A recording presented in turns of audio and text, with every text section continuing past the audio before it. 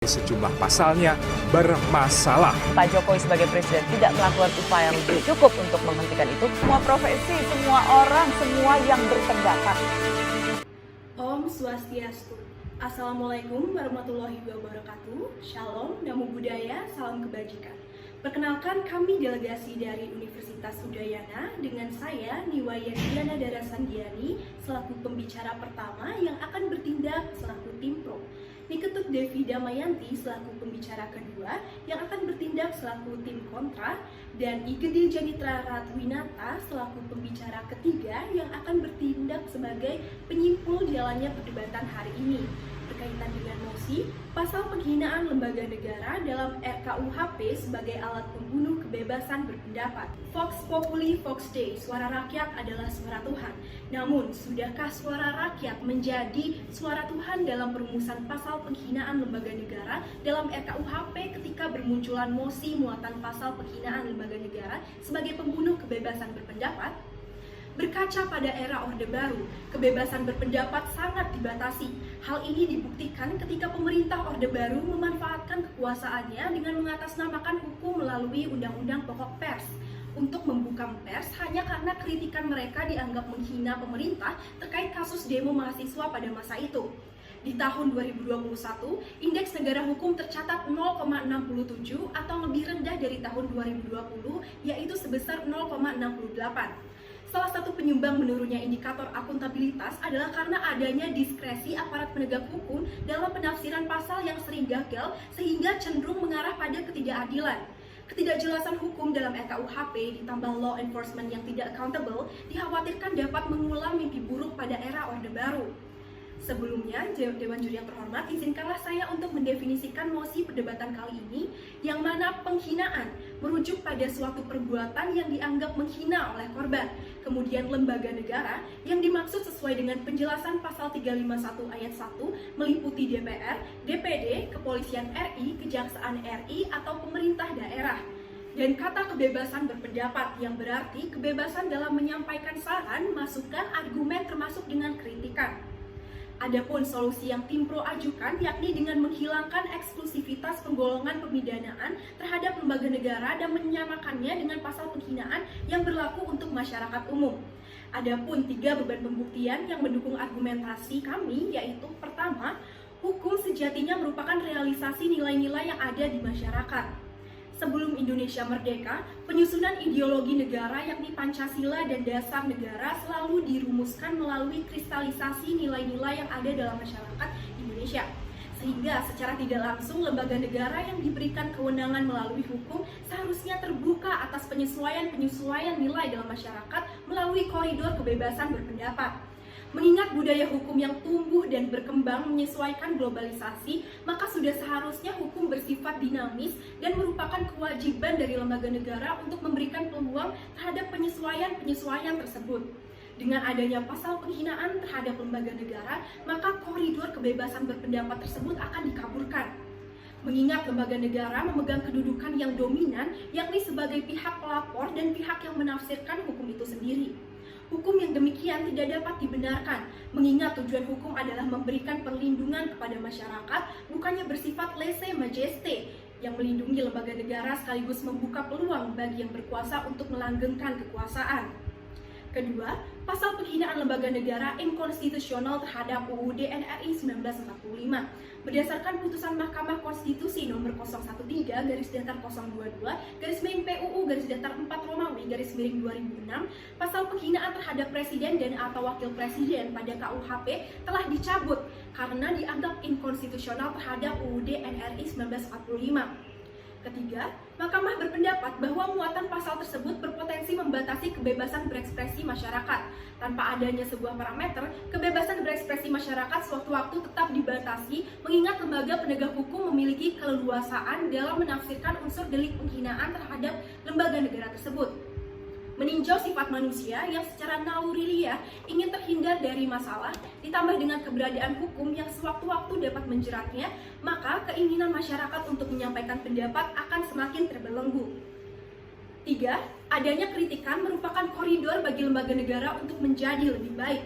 Pada kenyataannya, pemerintah tidaklah selalu dapat menjalankan amanat sesuai dengan hukum yang berlaku. Bahkan lembaga yang mulia seperti Mahkamah Agung pun dapat tersandung kasus korupsi, yakni yang dialami Hakim Yustisial MR Edi Wibowo. Akuntabilitas lembaga negara yang dipertanyakan membuat koridor evaluasi bagi kebijakan atau tindakan lembaga negara yang menyimpang dibutuhkan. Pembunuhan kebebasan berpendapat akan menumbuh kembangkan autocratic legalism, di mana pemerintah dalam menjalankan agendanya menggunakan hukum untuk melegitimasi perbuatannya.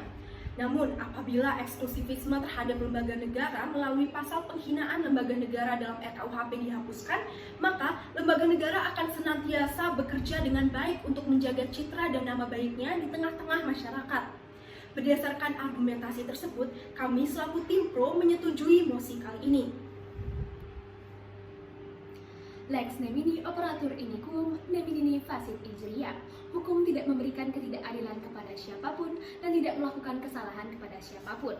Sebagaimana halnya pasal penghinaan terhadap lembaga negara dalam RKUHP yang memberikan perlindungan bagi lembaga negara dan masyarakat agar dapat menggunakan media berekspresi dengan baik. Dewan juri yang terhormat, rekan berpikir kami dari tim pro yang saya banggakan, maraknya kemunculan penghinaan terhadap lembaga negara dengan dalih kebebasan berpendapat justru beralih menjadi lelucon yang kurang pantas. Misalnya di tahun 2022, kasus yang menimpa Alvin Lim yang menghina lembaga kejaksaan melalui akun YouTube-nya dengan narasi kejaksaan sarang mafia isinya sampah. Yang menyedihkan di sini, kritik yang disampaikan oleh masyarakat bukanlah terhadap kebijakan atau tindakan daripada lembaga negara, melainkan muatan kebencian yang tak berdasar. Oleh karenanya, sebagai pembicara kedua, kami mengajukan penolakan terhadap mosi berdasarkan 3 beban pembuktian. Yang pertama, melindungi masyarakat dan lembaga negara dari perbuatan yang berakhir pada tindak pidana. Hingga saat ini, narasi penolakan terhadap pasal penghinaan lembaga negara bertumpu pada dibelenggunya kebebasan berekspresi daripada masyarakat. Faktanya, ekspresi masyarakat masih dapat disalurkan melalui kritik itu sendiri. Sebagaimana termuat dalam RKUHP, penghinaan sendiri memiliki konsep yang jauh berbeda dengan kritik. Penghinaan ditujukan untuk merendahkan harkat dan martabat suatu pihak, sementara kritik ditujukan untuk mengkonstruksi kebijakan atau tindakan suatu pihak.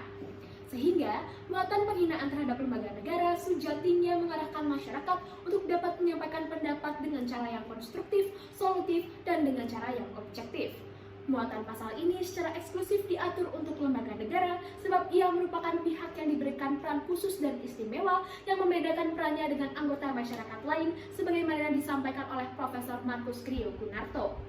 Berdasarkan teori kontrak sosial yang dikemukakan oleh Thomas Hobbes dan John Locke, rakyat akan menyerahkan hak-haknya kepada pemerintah guna dilindungi, sebaliknya pemerintah memiliki kewajiban dan tanggung jawab untuk melakukan perlindungan atas hak tersebut.